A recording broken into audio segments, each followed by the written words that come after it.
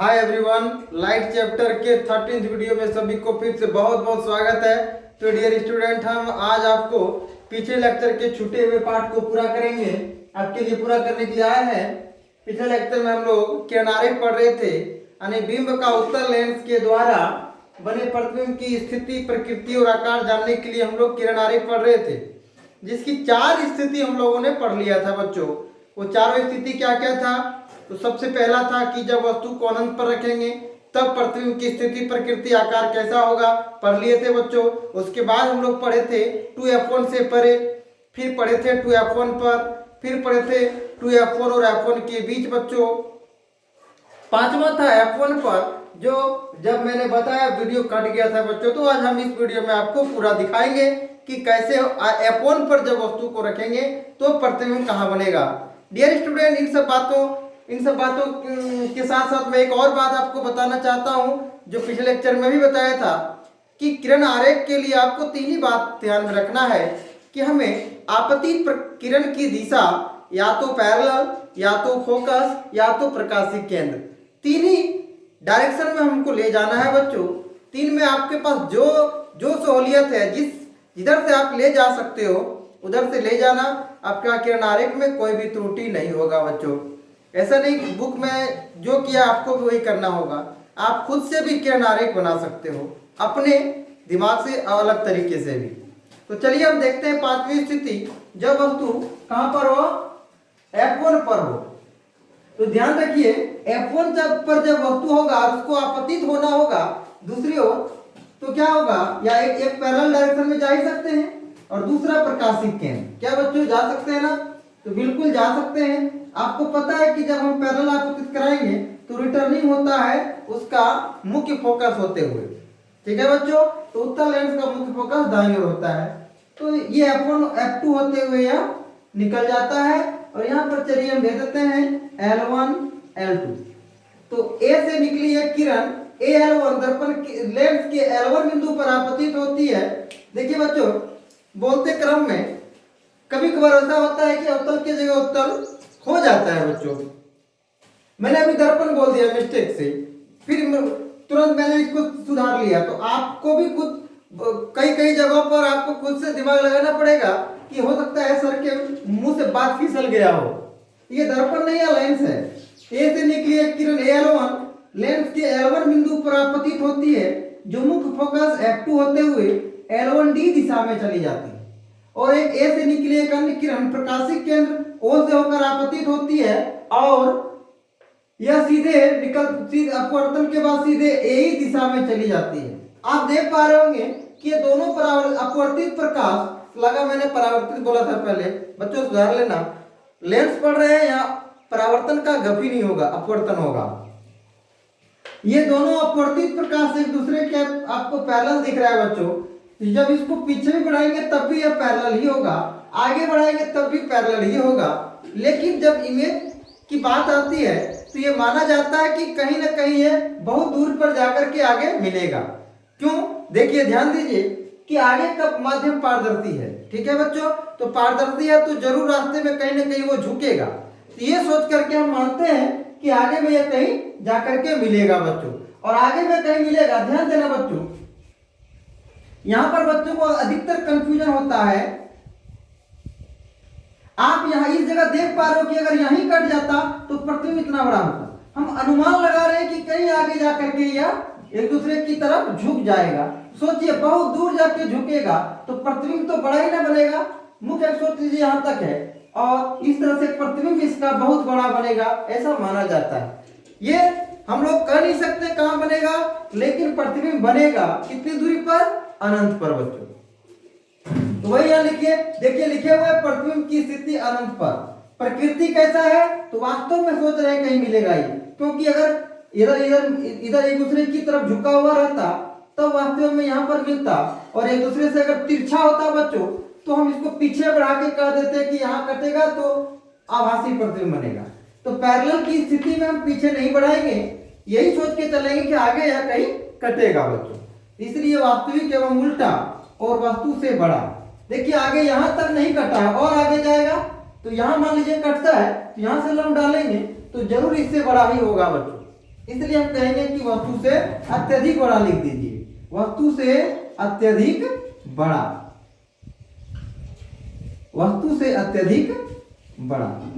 चलिए बच्चों, तो ये 5वीं स्थिति थी, आप इसको कॉपी कर लें। हम अब 6ठी स्थिति आपके लिए लेकर आ रहे हैं। चलिए आप कर लिए होंगे बच्चों। अब 6ठी स्थिति है इसके और इसके बीच, यानी F1 और प्रकाशिक केंद्र के बीच। जब वस्तु F1 एवं प्रकाशिक केंद्र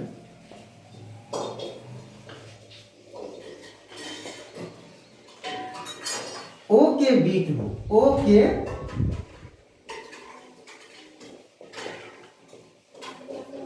तब प्रतिबिंब की स्थिति कहां पर होगा, अभी बनाएंगे हम लोग। वास्तविक उल्टा ये भी देखेंगे कहां क्या होगा, वस्तु से बड़ा होगा कि छोटा होगा, सब अभी हम लोग देखते हैं बच्चों।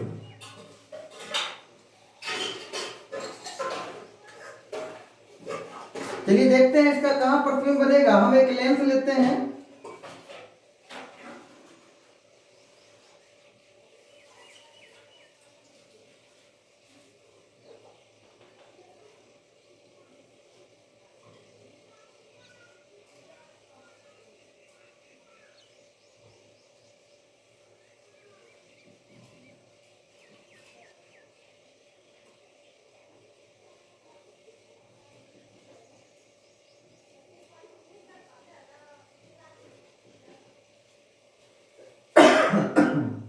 चलिए देखते हैं बच्चों। अब केवल F1 पे नहीं लेंगे, बल्कि इससे थोड़ा सा और F1 के बीच लेंगे बच्चों। कहां पर ले लिए बच्चों हम लोग, और F1 के बीच। यहां पर देखिए क्या क्या ऑप्शन आपके पास अवेलेबल है। एक तो आप पैरेलल जा ही सकते हो। चलिए हमने पैरेलल आपतित कराया,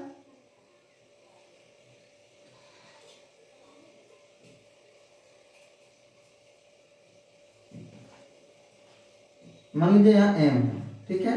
पैरेलल के बाद किधर से जाता है बच्चों, आपको पता है कि यह फोकस से होकर निकल जाएगा। किधर से जाएगा बच्चों, तो यह जाएगा आपका फोकस होते हुए।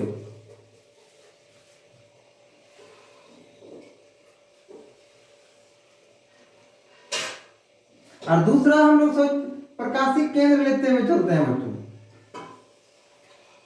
आप देख पा रहे हैं कि ये दोनों पैरेलल नहीं है, एक दूसरे से तिरछा जा रहा है, तो आगे कहीं कटने की कोई संभावना नहीं है बच्चों। आगे किसी भी हालत में नहीं कटेगा। इसको जब हम लोग पीछे बढ़ाएंगे तब देखिए कि यहाँ क्या होगा।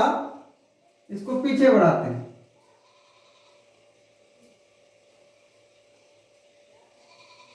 तो आप देख पा रहे हैं यहां पर यह कट जा रहा है। तो कहां प्रतिबिंब बना है बच्चों, देखिए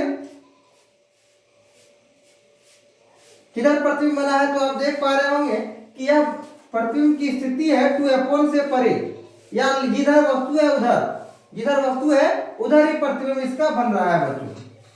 लेकिन प्रतिबिंब की स्थिति जिधर वस्तु है उधर ही, और या 2F1 से परे, 2F1 से परे।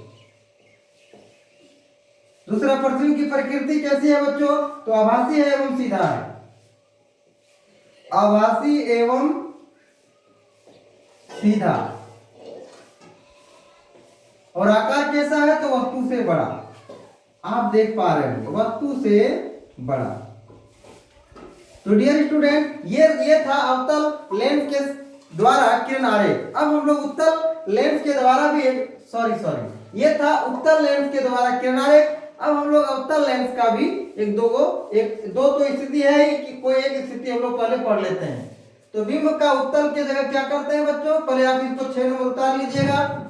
उसके बाद बिंब का उत्तल के जगह लिखते हैं अवतल।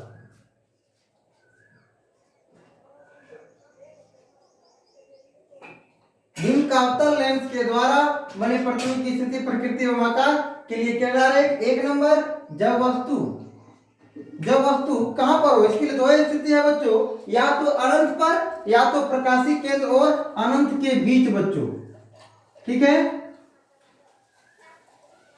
देखिए इसका हम लोग पहले ये मिटाते हैं। याद रखिएगा अवतल लेंस हमेशा वस्तु का छोटा प्रतिबिंब बनाता है। एक अवतल लेंस हम लोग लेते हैं बच्चों,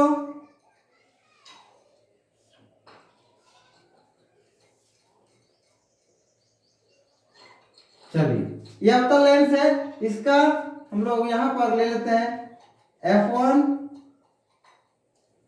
to F1, F2 to F2। आप सोच के चलिए कि अनंत से आ रहा है, अनंत पर कोई वस्तु है, अनंत पर, अनंत से जितना भी प्रकाश किरण आएगा बच्चों सब पैरेलल ही आएगा। अनंत पर है, ये दिख नहीं रहा कहां पर है, पैरेलल आएगा। तो आपको पता है कि पैरेलल आपतित होने के बाद प्रकाश किरण, एक बात मैंने आपको नहीं बताया बच्चों कि यहाँ पर भी एक सरफेस है, यहाँ पर भी एक सरफेस है। ये एक्चुअल में 2 बार अपवर्तन होता है, इसका अपवर्तन 2 बार होता है, एक बार थोड़ा टेढ़ा फिर ये थोड़ा और टेढ़ा। लेकिन हम लोग उस चीज को नहीं देखते हैं, इसको एवरेज लेकर के एक ही बार यहाँ मिडिल पोजीशन इसका जो है, ये जो आप देख रहे हैं विलंब, उसी जगह से हम लोग अपवर्तन करा देते हैं। आगे क्लास में आप देखेंगे कि यहाँ पर 2 बार अपवर्तन होगा, एक बार ऐसे एक बार ऐसे। उत्तल की स्थिति में एक बार ऐसे एक बार फिर ऐसे होता था बच्चों। चलिए वैसे कोई प्रॉब्लम नहीं है, आप ऐसे ही बनाओगे, 10 के लिए ऐसा कोई बात नहीं है, इसमें रिजल्ट प्रूफ करना नहीं पड़ता है, सिर्फ और सिर्फ हम लोग न्यूमेरिकल बनाते हैं 10 क्लास में। तो देखिए ये किधर जाएगा, इधर, और अगर इधर हम ले जाते हैं तो यह गलती हो जाता है बच्चों। क्यों गलत होगा? क्योंकि अवतल लेंस का काम मिलाना नहीं है, एक दूसरे से दूर ले जाना है बच्चों। तो ये इधर अगर करते हैं, फोकस वाला रूल फॉलो करते हैं, तो यह अवतल का जो अपना गुणधर्म है वो उसका उल्टा हो जाएगा। तो यह इधर नहीं मुड़ता है बल्कि इधर मुड़ता है। और अच्छे से हम लोग समझ सकते थे अगर यहाँ पर लंब डालते तो फिलहाल ये समझिए कि अवतल लेंस के लिए ये बाईं तरफ का फोकस काम करेगा। तो यह जो है वो इस डायरेक्शन में चला जाएगा, और यह भी जो है सो इस डायरेक्शन में चला जाएगा।